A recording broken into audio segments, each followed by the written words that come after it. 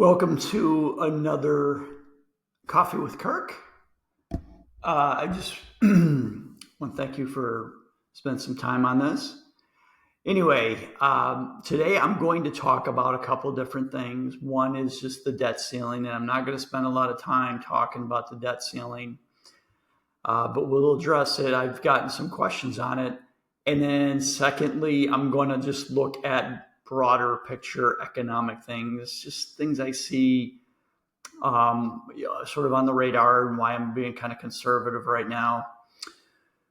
A few house cleaning items to discuss before I jump into the presentation. Some are bigger, some are smaller. So I've been having some issues with the actual platform that does the Coffee with Kirk videos. A lot of clients aren't getting the emails. I don't know if they're going in the spam. So this software takes care of all the reminders, all the sending out the replays, everything like that, but they use their own server.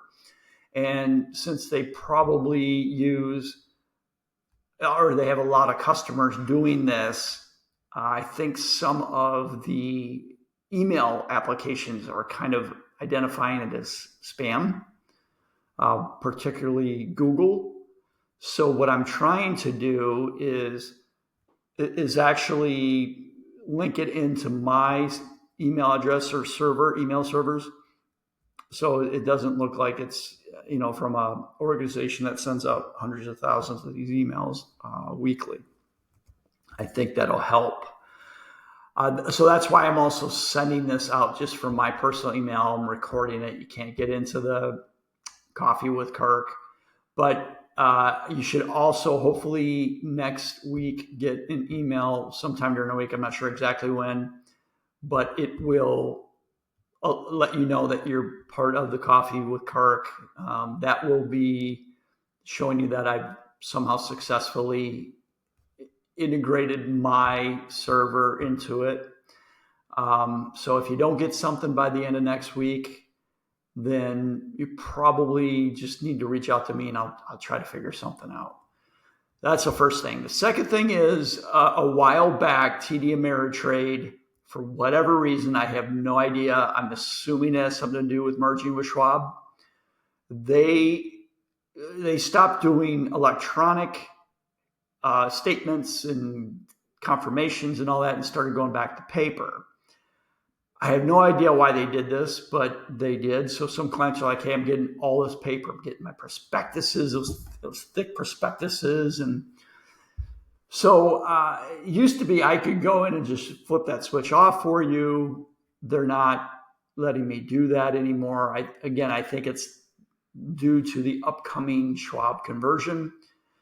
But you can do it if you want. So if you don't want to get paper statements and prospectuses and things like that, if you go into your advisorclient.com, which is the TD Ameritrade account, and you go to the top right, you'll be able to set your communication preferences and turn off the paper.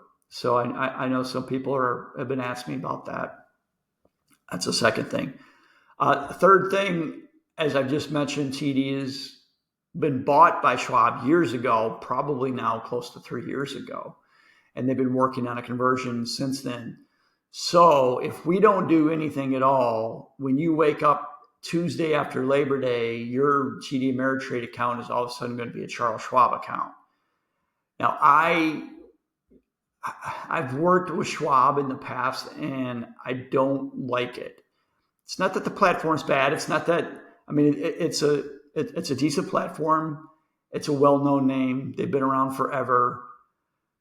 But unless you have billions of dollars with them, they treat you like the redheaded stepchild from an advisor standpoint.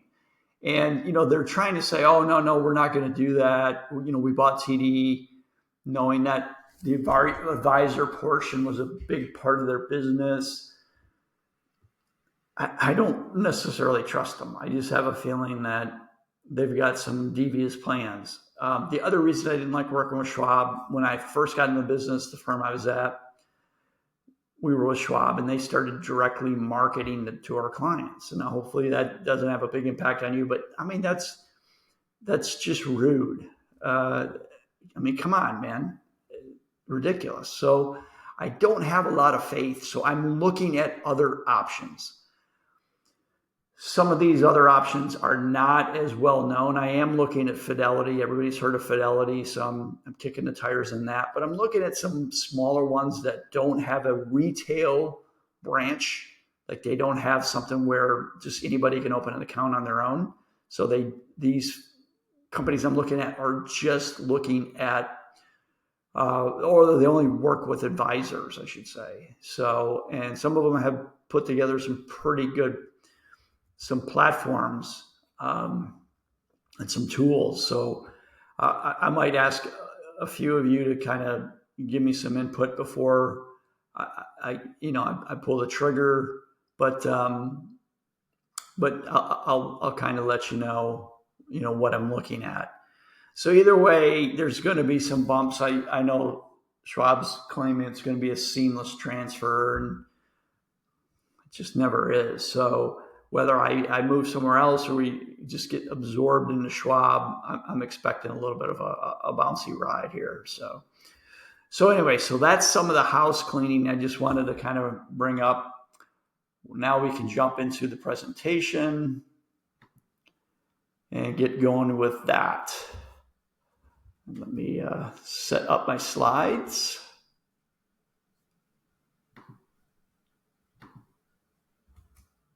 So as I mentioned, pretty much the first thing I'm just going to chat about is the government debt ceiling. A lot of folks have asked me about this. What should we do with the money? What's going to happen? I think it's all, the press loves it because it gives them something to discuss and chat about and scare you. I mean, the number one thing that they love to do is to scare you, right? If it bleeds, it leads. I mean, I always tell people, just turn the damn news off. I haven't had cable in years, and I don't ever intend to get it back because it's pretty useless. But so, I mean, this thing is coming, but I think it's all political kabuki theater. I really do. They've had these in the past, and they've always figured something out. The other thing is there's technically other things that could happen. Some people say, oh, they could print $1 trillion coin because technically the Treasury Department is the one who's supposed to be printing our money. It's in the Constitution that way. So they could just print a lot of money, including $1 trillion coin. It's a little ridiculous. But the Treasury Department does have other assets that they could sell. I mean, we have buildings, we have all kinds of assets as taxpayers in the government, so they could sell assets. So I'm not all that worried. They'll come to some sort of conclusion, and it doesn't mean anything at all. I think right now what they're trying to do is get so that cuts over the ensuing decade, spending cuts happen that way, and they never materialize. I mean, come on, these people are ridiculous.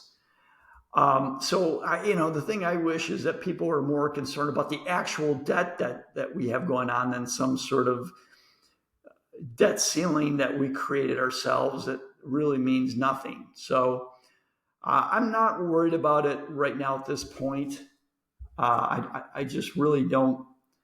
Even if something happens and the markets go down and they worry about debt defaults, the government's going to do some sort of quick action to make sure that doesn't happen. Some panic move. That's what the government does. They panic.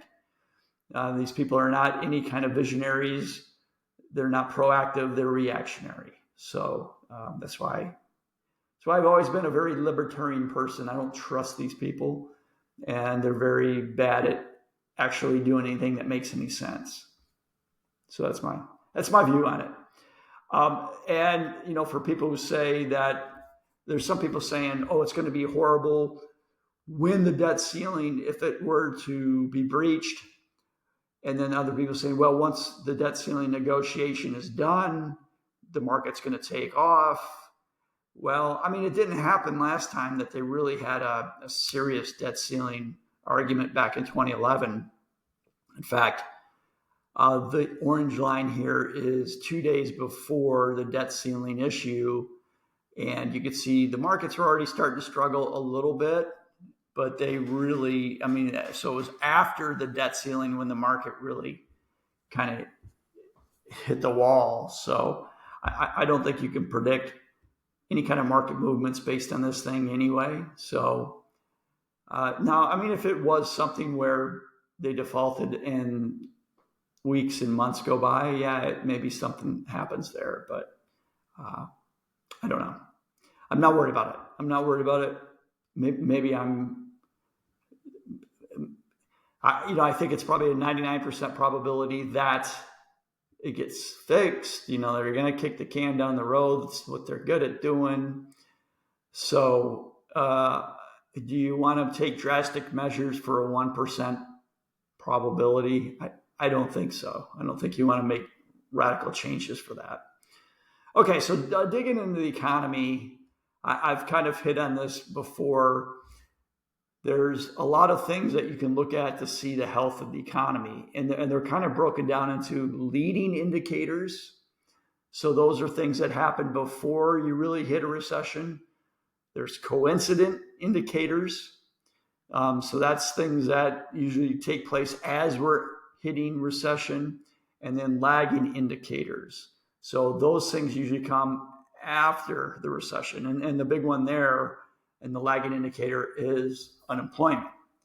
So a lot of people look at unemployment when they're trying to decide if we're in recession. But honestly, when unemployment's really hitting a peak, we're through the recession. We're on the recovery. So that's not really a good one. So leading indicators are showing a lot of weakness.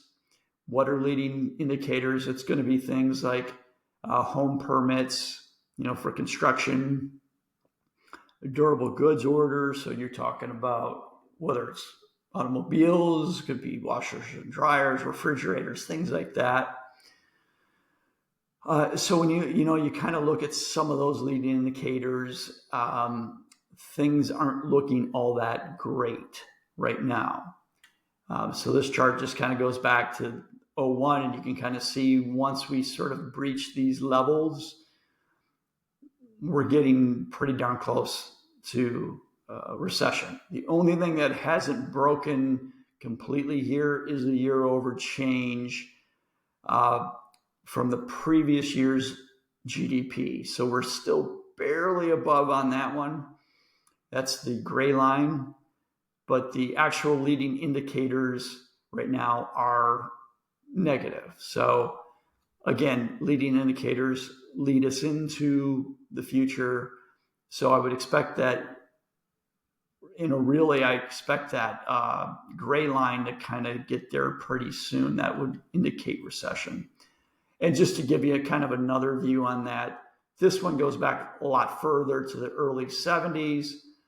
And you can kind of see every time that we had a downturn below zero with the leading indicators, it's been recession every single time. You can go back to 21, all the way back to 08, 2001, 1991, 82, 78, 79, and then 74. So when you've had this kind of large move down in the leading indicators, it pretty much always indicates recession, but you never know when that moment's going to hit. But I mean, unless this time is different, it's probably not looking good. And why, so why could it be that leading indicators are slowing? I mean, there's a lot of reasons for it.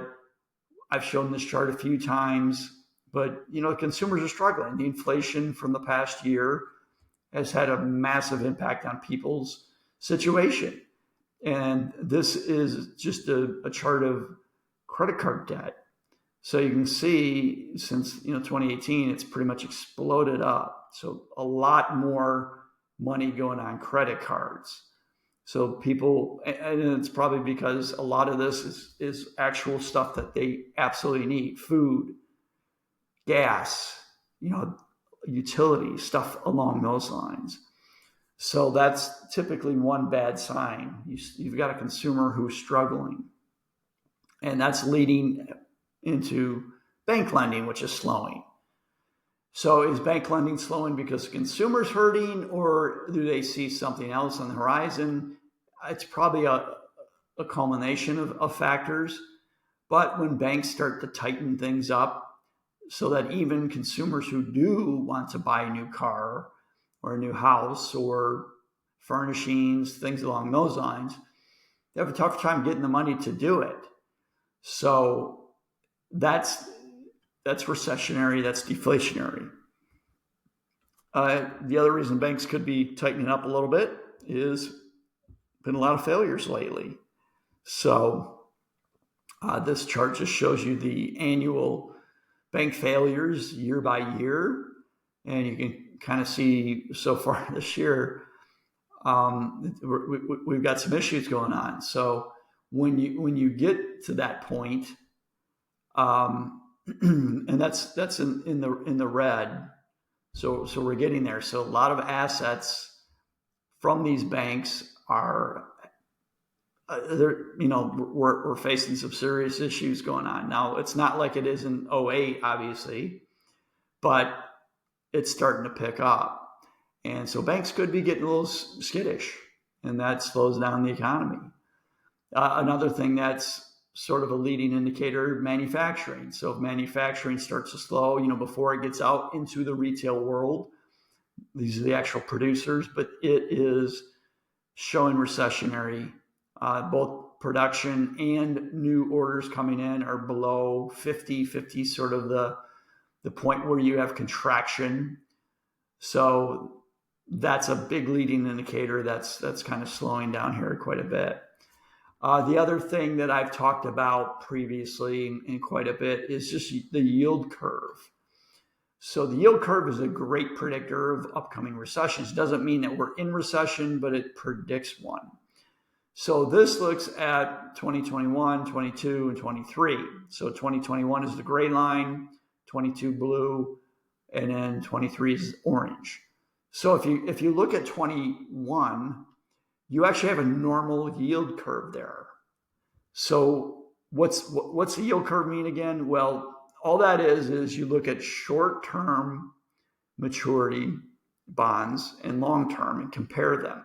So in theory, to give you an example that I've used a million times, if you're going to loan me money, and if you loan it to me for a month, you might ask 4%, but if you're going to loan it to me for 30 years, you're probably going to ask for a much higher rate because there's more risk. There's less risk that I'm going to default in a month than there is over a 30-year period.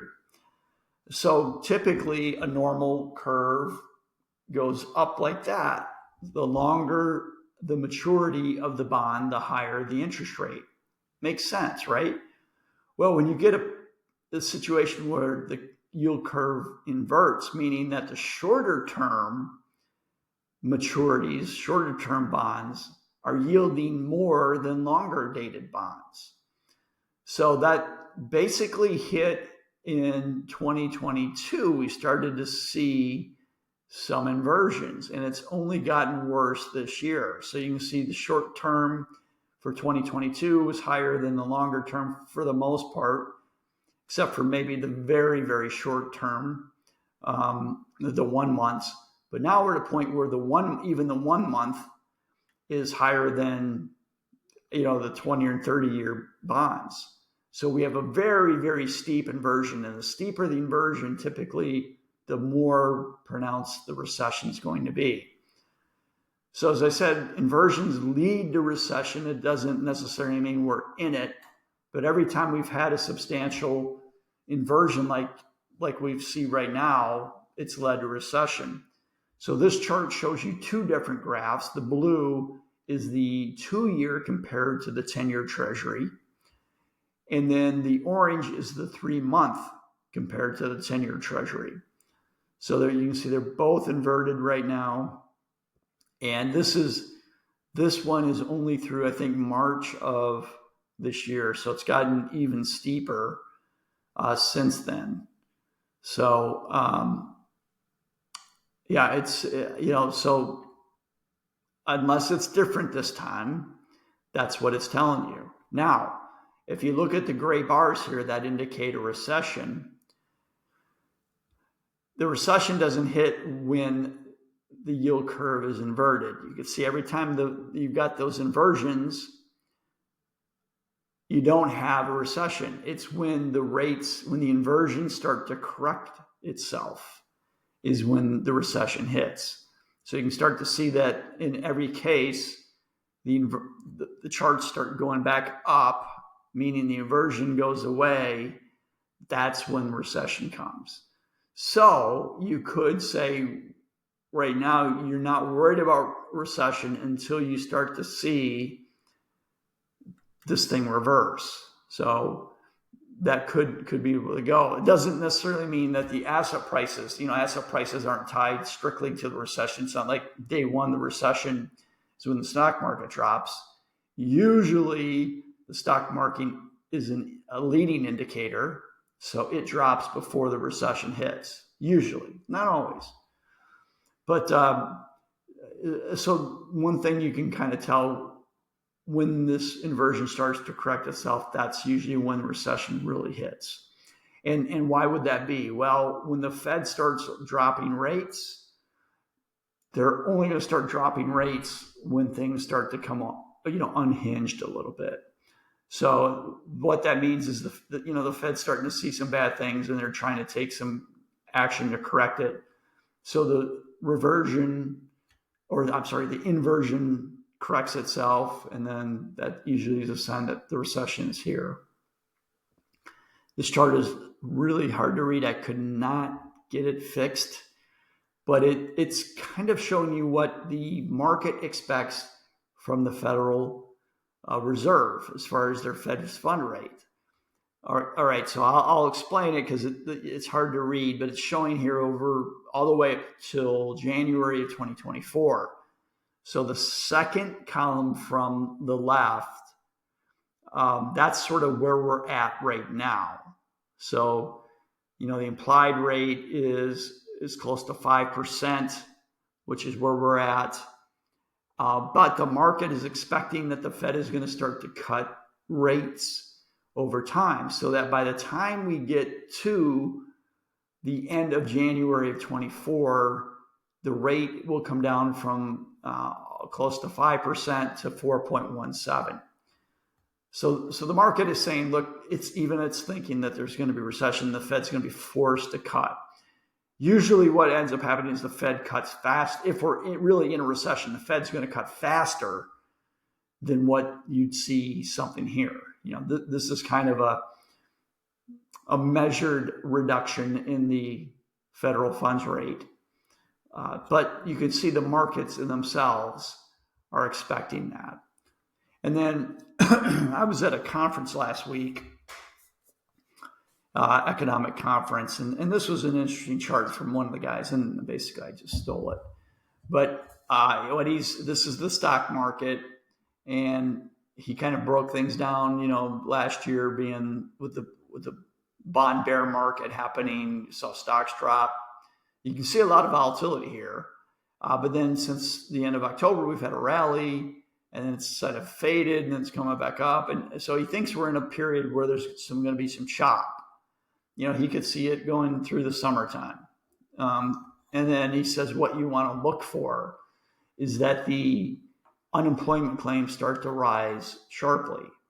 And this isn't the unemployment figure. This isn't the big monthly figure that they do. This is the figure that comes out every week for people who claim unemployment. So he's saying, if we start to see some unemployment claims start to jump up a little bit here and break a trend, that's when he thinks we're going to hit the big part of market downturn or recession.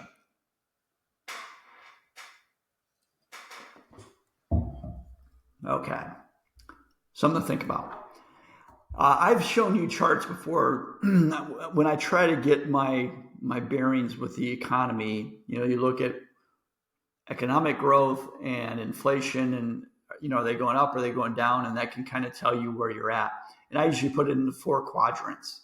So you probably remember it if you watched any past presentations. So I try to gauge where we're at and then what asset classes do well in each period. So this is just kind of another deviation of that, theory, trying to gauge where are we at?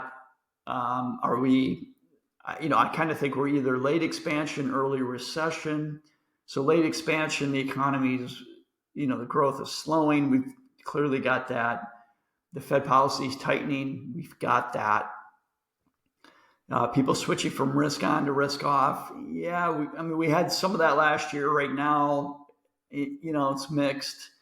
You're looking at lower equity returns. We're starting to see that. So where do you want to be? What factors do you want to focus on? First, in a late expansion, you want momentum stocks, and we kind of are seeing that right now. I'll explain that in a second. But then as the late expansion ends, you want to go to lower volatility, high quality stocks.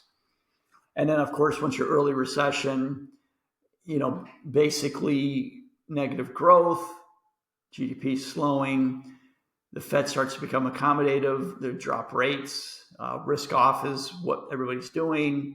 You're starting to see some real negative returns with equities, and you want to be in, lower volatility, high dividends, good quality stocks. And then it's got late recession there. So I'm not sure we late expansion, we early recession, not somewhere in there right now. Does it necessarily guarantee it's going to happen? No, it doesn't. I could be looking at things incorrectly, or, maybe some of these indicators will turn around. It could be the first time that, you have such a drop in leading indicators and the yield curve inversions and things. It could happen. But so I'm looking at us right now from that late expansion to early recession. But the other big thing, I keep talking about trends, cycles. The last presentation I did was on cycles for generations, the fourth turning. So that happens every 80 years. You have a full cycle. But even in the markets, you have what we call secular trends. Now, a cyclical trend is in a short term, you have an expansion slows, you have a recession, and you just keep doing that over and over again. So that's a cyclical trend, but secular trends are much longer. What most people don't realize is the market does a flat period for a long period of time, and then goes up for a long period and flat. It's not a consistent move up.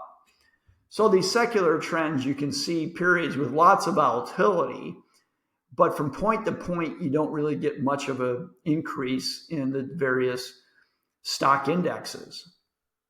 So this chart is kind of giving you an idea of what we've had for some secular trends. Going all the way back to World War I. You had a 20-year period where the market didn't really do a whole lot. Then we had the Roaring 20s.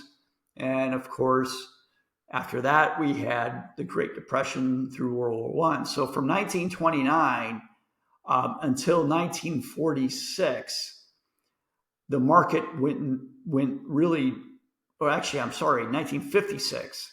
So from 29 to 56, it took that long for the market to get back to where it was. That was a really long time. But you can even see the World War I period, it was 20 years where the market kind of was, for the most part, flat with lots of volatility.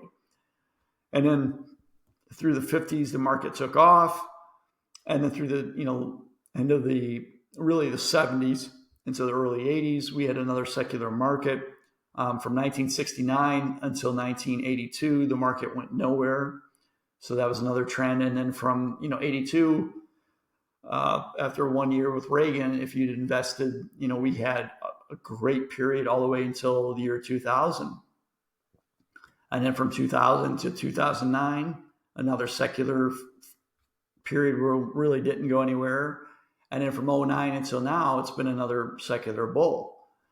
But it seems like we're kind of long in the tooth again on that. So I wouldn't be surprised to see us back into a secular bear market for a little while. So one of the things that it mentioned, this chart right here mentioned late expansion. The early part of the late expansion, you want to be in momentum stocks, and the market's up this year, like 6%. The S&P is, but it's really due just to a handful of stocks. It's not a healthy 6%. Right, this chart shows you that the top 5 firms in the S&P 500 index account for 21% of the entire index. So you have 500 companies, but 5 of them make up 21% of the index, and that's awfully high. It's not a healthy thing to see, and it's some of the momentum stocks: Apple, Microsoft, Alphabet, and Amazon. In fact, these 4 have done a lot of the moves for this year. The vast majority of stocks have done nothing this year. But you can see these stocks are pretty darn pricey. When you look at their forward price to earnings, means what the price of the stock divided by the next 12 months of earnings. And that's assuming that they get those earnings. Earnings are a very volatile number to hit. If we had a recession, earnings go down, the price to earnings goes way up drastically. But you look at, especially like Amazon, trading at almost 62 times their forward earnings. And the thing about Amazon is, in particular, their free cash flow is dropping like a rock. They're starting to see their annual cash flow continue to decline here. That's not a good sign. Even they didn't show profits for years, but they had positive cash flow, dating all the way back to 2002. So, this is definitely a different trend. And it's, due to the fact that they ramped up so much during COVID. And now they're facing some situations. They're probably going to have a lot more layoffs coming.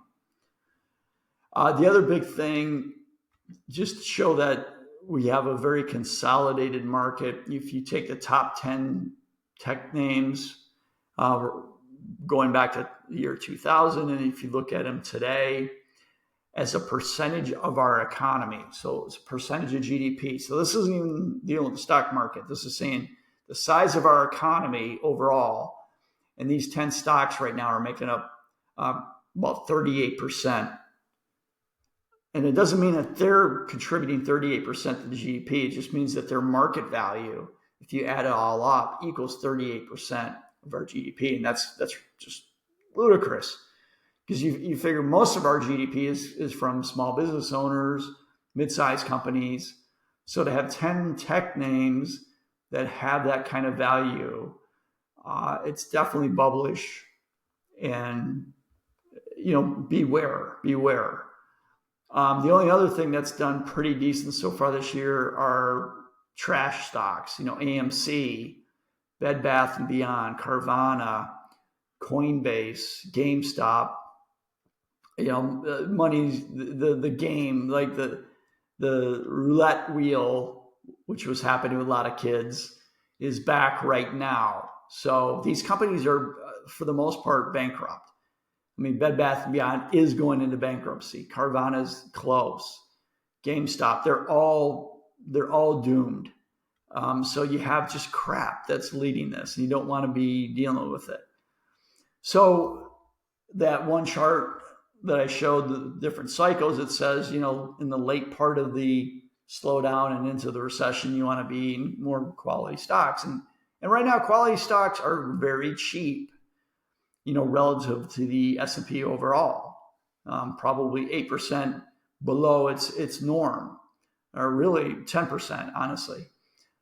So based on historical valuations, it's pretty cheap. So good quality stocks are quite cheap right now relative to the market. This one breaks down growth stocks compared to value stocks. So if you look at the growth in blue, the traditional forward P/E is about 22.7. Right now we're at 27.1. That's not too ridiculous, but it's higher than normal. But the thing that I'm pointing out here is value, which is in orange. If you look at the historical average, it's 13.8 as a forward P/E, and right now it's 11.6. So there's some compelling valuations in value stocks relative to growth. And the thing is, this breaks down, going back to the year 2000, various bear and bull markets. And you can see, during bear markets, quality stocks, which are in blue, and then dividend paying stocks in orange, tend to outperform the market substantially in bear markets. And they underperform the market in bull markets. So if we're in a bull market, then you don't want to be in, high quality and high dividend stocks. They don't do as well. It's not like they get crushed, but they don't do as well. But they do much better during bear markets. So you have to kind of decide what you think where we're at. The price to book value. So the book value is essentially, it's all the assets of the company minus the liabilities. That's basically what the book value of the company is. So right now, this is the stock market, U.S. stock market, S&P 500, and it's trading at 4 times the book value, which you can see is pretty expensive. I mean, the only time it's been more expensive in the recent memory is during the tech bubble of the late 90s, early 2000s. So it's pretty expensive.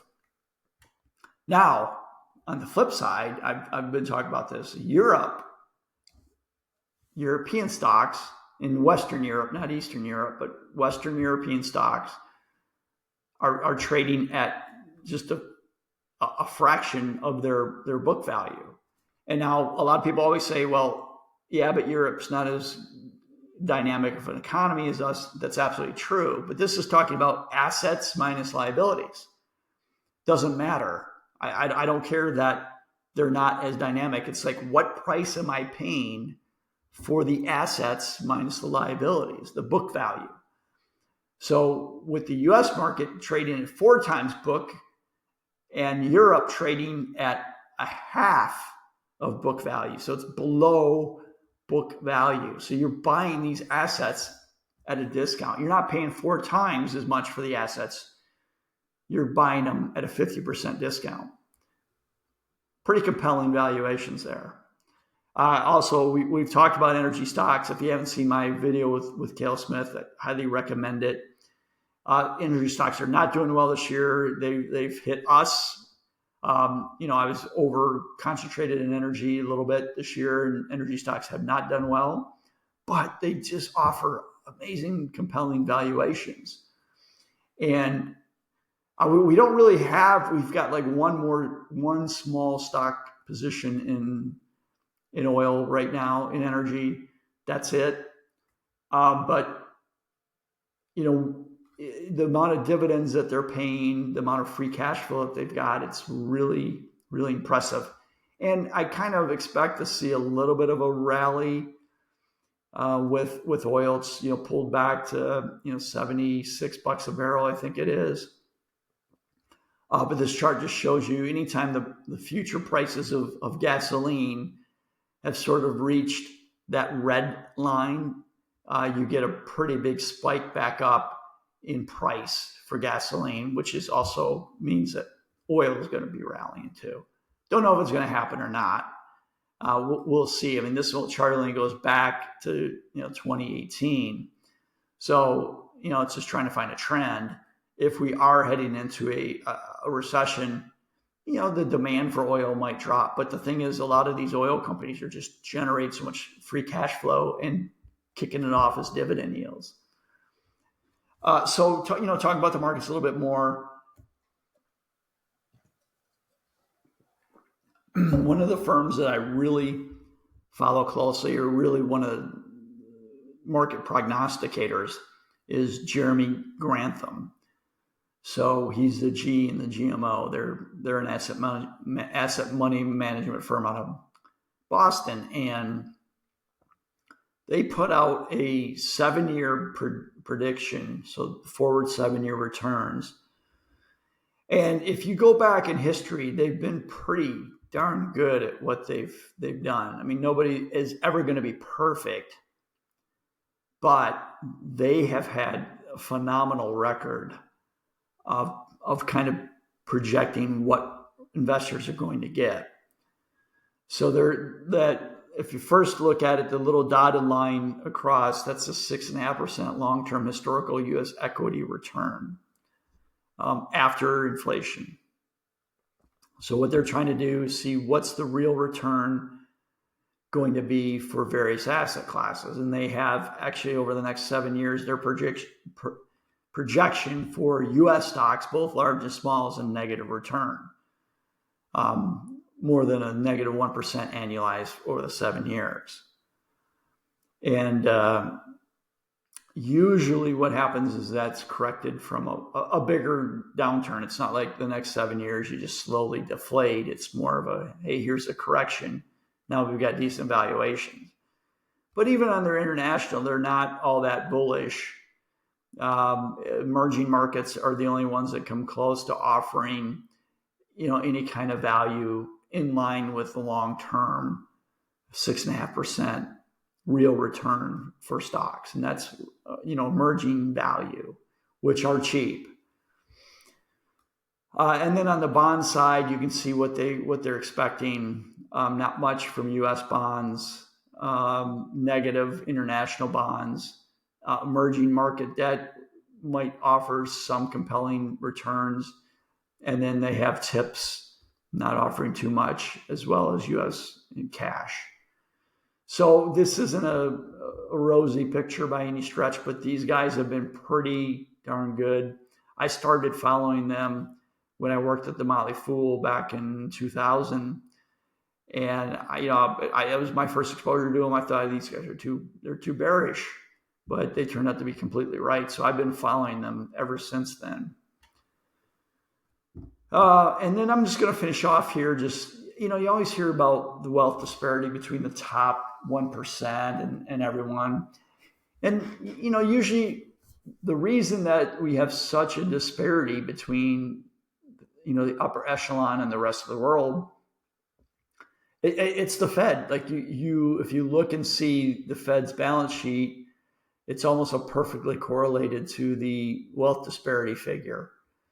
So what's always happened when the 1% become too wealthy, usually what happens is a bubble pops, and then it brings them, the 1%, back down to more normal rates. And right now, it's never been higher. We've never seen this level of wealth disparity before.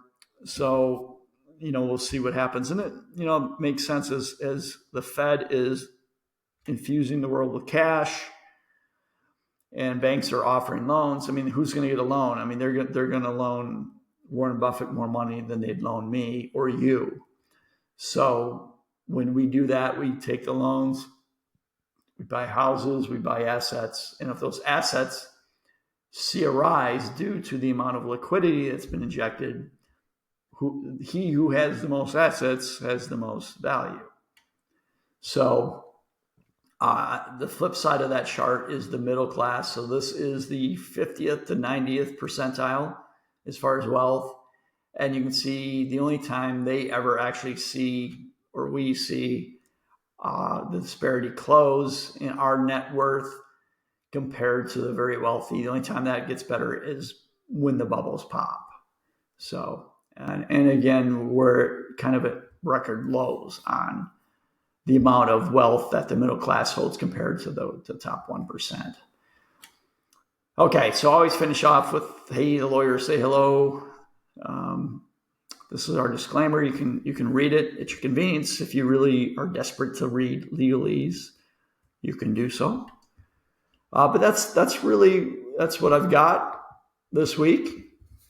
Hopefully it was useful, but I'll try to make sure I keep you abreast of what's going on with, the whole transition to Charles Schwab.